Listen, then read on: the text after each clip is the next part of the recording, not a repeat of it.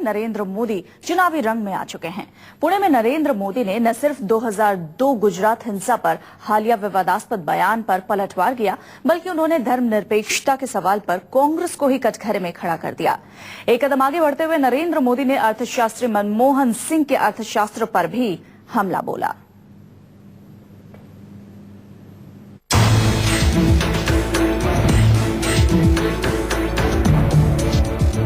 रविवार को नरेंद्र मोदी पुणे में थे, जहां उन्होंने ऐतिहासिक फर्ग्यूसन कॉलेज के छात्रों के बीच सफेद कुर्ते में दिन की शुरुआत की।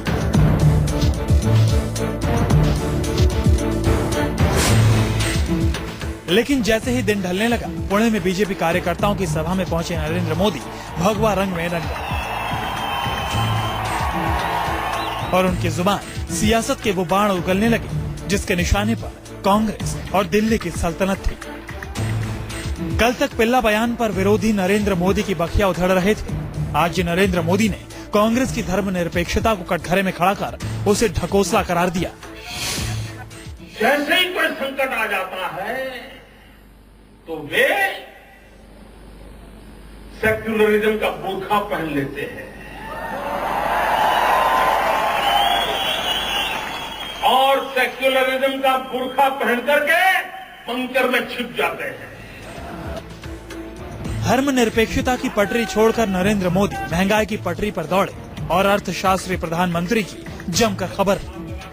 अब ये इत्तेफाक ही था कि जब नरेंद्र मोदी बढ़ती महंगाई पर कांग्रेस को कोस रहे थे, तभी पेट्रोल की कीमत 45 दिन में चौथी बार बढ़ गई। कांग्रेस पार्टी ने वादा किया था 100 दिन में महंगाई दूर करेंगे।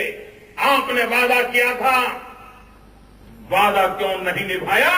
देश की जनता जवाब मांगती है, वो जवाब नहीं दे रहे हैं।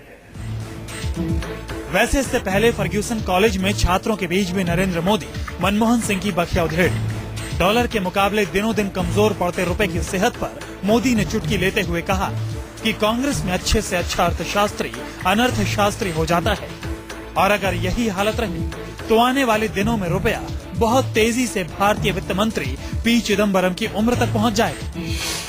$1 ₹60 और वो भी जब देश के प्रधानमंत्री अर्थशास्त्र के विद्वान है।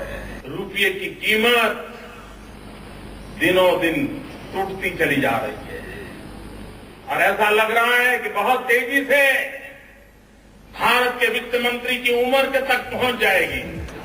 चाहे भ्रष्टाचार हो या फिर विदेश नीति या कालाधन, पुणे में नरेंद्र मोदी ने हर मसले पर जमकर हल्ला बोला।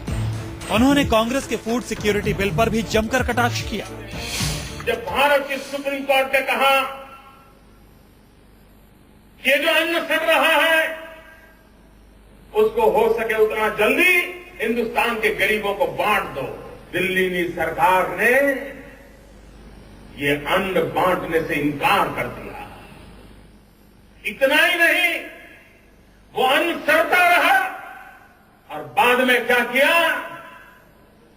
शराब बनाने वालों को 65 पैसे में बेच दिया। भाइयों बहनों, 65 पैसे में बेच दिया। 2014 लोकसभा चुनाव की कमान संभालने के बाद नरेंद्र मोदी साफ कर रहे हैं कि उनकी नजर कहां है और निशाना कौन है।